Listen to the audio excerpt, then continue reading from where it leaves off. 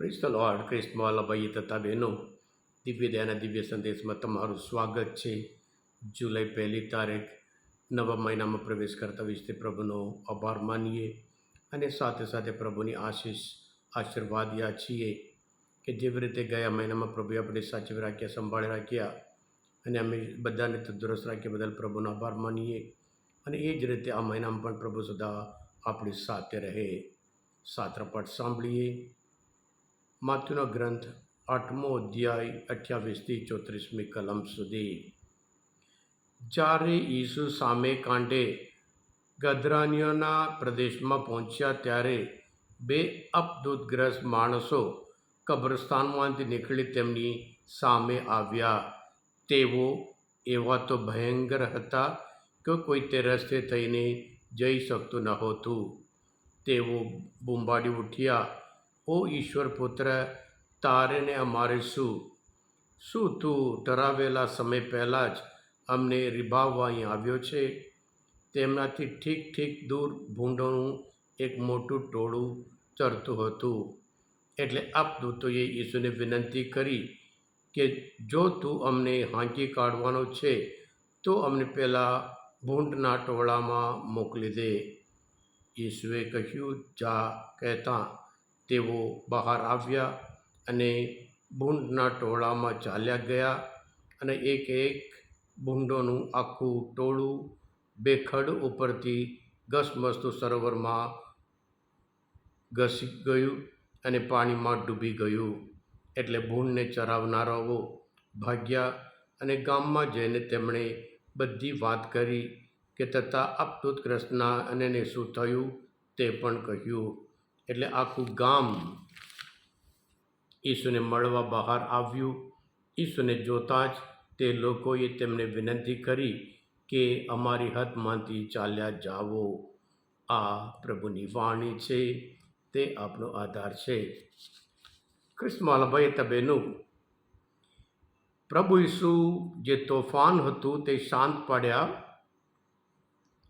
જે માણસો બીમાર હતા એમને સાજાપણું આપ્યું અને છતાં એમના શિષ્ય એમની સાથે હતા તેઓ ઓળખ્યા જ નહીં આ ઈસુ કોણ છે. છેલ્લે તો એમને નવાઈ, આ તે કેવા માણસ છે કે વાયુ અને સાગર સુતા એનું કહ્યું કરે છે. એ ગઈકાલનો શુભ સંદેશ છે. આજે જોઈએ માણસો ઓળખી કાઢ્યા છે કે નહીં, પણ શેતાન અપદૂત પ્રભુ ઈસુને ઓળખી કાઢે છે. પ્રભુ ઈસુ ગાદરાના વિસ્તારમાં આવે છે, બિન યહૂદી વિસ્તાર. યહૂદી વિસ્તારમાં તો ભૂંડ હોય નહીં, એટલે બિન યહૂદી વિસ્તાર. પ્રભુ ઈસુ માત્ર યહૂદીઓ માટે નહીં પણ આખી માનવ જાત માટે આવ્યા. એટલે અત્યાર સુધી યહૂદીઓના વિસ્તારમાં ફર્યા અને હવે બિન યહૂદીઓના વિસ્તારમાં, ગાદરાના વિસ્તારમાં આવે, જેથી કરી તેમને પણ મુક્તિ મળે. એટલા એ સારા હેતુ પ્રભુ ઈસુ ત્યાં આવ્યા. પ્રવેશ કરતાં ત્યાં અપદૂતગ્રસ્ત 2 માણસો કબ્રસ્તાનમાં નીકળે છે અને જોરથી બૂંબાડે છે. પ્રભુ ઈસુ એમને કશું કહ્યું નહીં. પ્રભુને જોઈને અપદૂત બૂંબાડે છે. એમને ડર લાગે, ધ્રુજે છે, હે ઈશ્વરના પુત્ર. પ્રભુ ઈસુના શિષ્ય પ્રભુ ઈસુને ઓળખી શક્યા નહીં, પણ આ શેતાન, આ અપદૂત કહે છે, એ ઈશ્વર પુત્ર, તારે ને અમારે શું? તું ઠરાવેલા સમય પહેલાં જ અમને રીબાવવા કેમ આવ્યો? ઠરાવેલા સમય એટલે અંતિમ, જ્યારે છેલ્લે ન્યાય થવાનું છે એના પહેલાં જ તે અમને રીબાવવા કેમ આવ્યો વગરને બૂંબાડે છે. ક્રિસ્તમાં ભાઈ બહેનો, પ્રભુ ઈસુ આખી માનવ જાત માટે આવ્યા. એક આત્મા બહુ કિંમતીનું છે. એની કિંમત પ્રભુ ઈસુ જાણે છે. એટલે પોતાના લોહી વડે મુક્ત કરવા માટે આવ્યા હોય. અહીંયા 2 આત્માઓ ઉપર અશુદ્ધ આત્મા, એટલે પ્રભુ ઈસુ એ અશુદ્ધ આત્મા ધ્રુજે, એટલે આત્માઓ માટે બચાવવા, આત્માઓને મુક્ત કરવા માટે પ્રભુ ઈસુ આ પૃથ્વી પર આવ્યા હોય. પ્રભુ એ અશુદ્ધ આત્મા કહે છે કે ભૂંડના જે ટોળામાં જા, અને ટોળું ત્યાં પાણીમાં પડીને મરી જાય છે અને ગામવાળા આવીને કહે છે અમારા હદમાંથી ચાલ્યા જાઓ.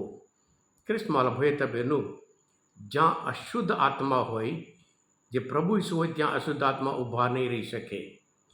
ઘણી વખત લોકો જે પવિત્ર છે એના માટે પસંદ નહીં, જે અશુદ્ધ છે એના માટે લોકો પસંદ કરતા હોય છે. અને એવી જ રીતે આ ગામના લોકોને આ બે માણસો મુક્ત થયા, અશુદ્ધ આત્માને મુક્ત થયા અને એમના આત્માઓને બચાવ્યા એનો આનંદ નહીં, એમને તો માત્ર એ જાનવરનું મહત્ત્વ હતું. હા કૃષ્ણમાલ ભાઈ હતા બહેનો, પ્રભુ ઈસુ માટે જાનવર નહીં, આત્મા મહત્ત્વનું છે. જેવી રીતે ગામના લોકો, એવી રીતે અમુક વખત આપણે પણ આપણા જીવનમાં જે દુનિયાવી બાબત માટે હોય, જે દુનિયાવી વસ્તુ હોય, જે આવી રીતે જેવી રીતે આ લોકો જે ભૂંડ હોય એનામાં મુખ્યત્વ આપતા હતા, એવી રીતે આપણે પણ મુખ્યત્વ આપીએ છીએ.